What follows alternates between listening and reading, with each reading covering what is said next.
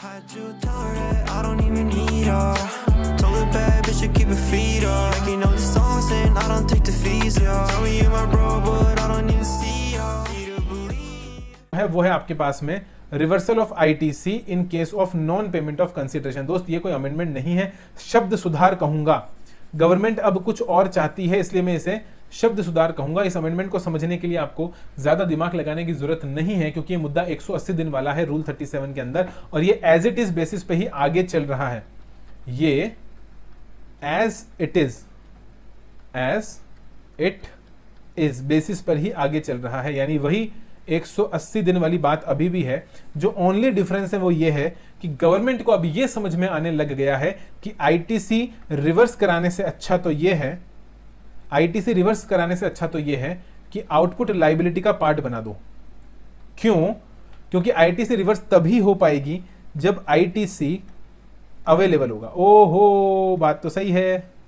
मुझे बताओ, अगर कोई चोर उचक्का आदमी है जो गलत काम कर रहा है, वो क्या करेगा? आईटीसी दे दुआ के सेट की कोई भी चोर उचक्का आदमी क्या करेगा सर? कोई भी चोर उचक्का आदमी सिंपल सा कॉन्सेप्ट लगाएगा, बोलेगा कि मेरे पास में तो आईटीसी है ही नहीं, क्या रिवर्स करूं? लो बोलो।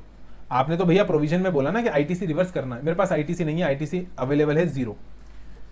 तो गवर्नमेंट ने बोला भाई ऐसी सिचुएशन में दिक्कत हो जाएगी, क्योंकि 180 दिन में पेमेंट नहीं हुआ। सर कहने का क्या मतलब है? केस बना लेते हैं ताकि आपको अच्छे से समझ में आ जाए। Mister X, mister Y. Mister X ने मिस्टर वाई को क्या करा? सर मिस्टर एक्स ने मिस्टर वाई को गुड्स सप्लाई करा, ठीक है? गुड्स की सप्लाई, गुड्स की मानो, सर्विसेज की मानो, कोई दिक्कत नहीं है।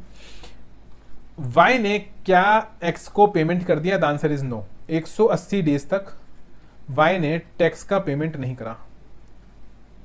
इसका मतलब यह हुआ होगा कि एक्स ने अपनी जेब से यहां पर पेमेंट करा होगा गवर्नमेंट को। हाँ, इसने अपनी जेब से 3B से पेमेंट कर दिया, ठीक है साहब। वाई ने पेमेंट नहीं करा। अब वाई यहां पर डबल बेनिफिट लेकर बैठा है। बताओ कैसे? पहला तो हो गया कैश फ्लो बेनिफिट, यानी जेब से पैसा गया नहीं, और दूसरा हो गया आपके पास में क्रेडिट का बेनिफिट, और आईटीसी ले भी लिया। तो एक तो पैसा नहीं गया और क्रेडिट मिल गया, इसको डबल बेनिफिट बोलते हैं। पैसा ना जाना पैसा आने के बराबर है, और ऊपर से एसेट भी तैयार हो गई, क्रेडिट भी लेके बैठे हो, तो गवर्नमेंट कह रही भैया डबल बेनिफिट नहीं ले सकते हो, आईटीसी छोड़ना पड़ेगा। डबल बेनिफिट अलाउड नहीं है, आईटीसी छोड़ना पड़ेगा अगर 180 दिन तक तुमने पेमेंट नहीं करा। 180 दिन बाद तुमको क्या लगता है ये आईटीसी यहां पर बचा हुआ होगा? द आंसर इज नो, क्योंकि 180 दिन के अंदर ये आईटीसी को पूरा का पूरा यूटिलाइज कर चुका होगा, और हाथ खड़े कर देगा और बोल देगा मेरे पास में आईटीसी 0 है, क्या यूटिलाइज करूं? तो गवर्नमेंट ने यही अमेंडमेंट करा, लैंग्वेज बदल दी है, और लैंग्वेज बदल के गवर्नमेंट ने बोल दिया कि अब ये आईटीसी अगर आप यूटिलाइज कर चुके हो, कोई दिक्कत की बात नहीं है दोस्त, आ जाओ, और अब कैश में जितना भी आईटीसी आपने अवेल करा और यूटिलाइज भी कर लिया, इंटरेस्ट के साथ, यहां इंटरेस्ट लगेगा, क्योंकि यहां 53 की condition as it is satisfy हो रही है।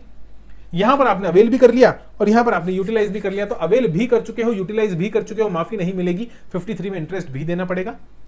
और ये जो आपका पर्टिकुलर मेरे हिसाब से क्या है, रूल 37 है, यहां पर आपको उसको रिवर्स भी करके चलना पड़ेगा अलॉन्ग विद इंटरेस्ट। और मैंने बोला ना रिवर्स तो भैया है नहीं साहब, तो ठीक है ना, फिर आप कैश में पे करो।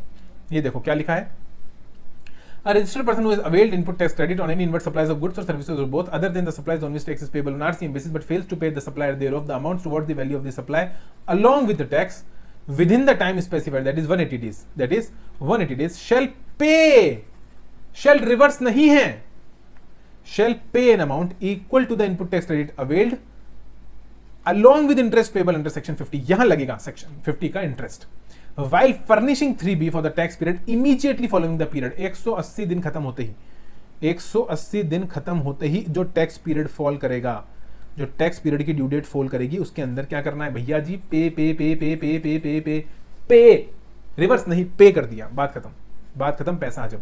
आगे कोई कहानी नहीं है, आगे सिंपल सी बात वही लिखी हुई है कि अगर बाद में वो जो है मान जाता है, पे कर देता है तो आईटीसी भी आप अवेल करके चल सकते हो। बाकी सारी की सारी बातें वैसी हैं, सबसेक्शन 3 को यहाँ पर ऑमिट कर दिया। देखो साहब, ये वो पूरी की पूरी कंडीशंस वही है कि ये कहाँ कब लगेगा कब नहीं लगेगा। वही आरसीएम वाला एक्सेप्शन आपके पास में अभी भी मौजूद है, वही आपके पास में शेड्यूल 1 वाला एक्सेप्शन मौजूद है, और 15(2)A वाला एक्सेप्शन मौजूद है। तो ये सब हम ऑलरेडी पढ़ चुके हैं, अमेंडमेंट मैंने आपको यहाँ पर समझा दिया है।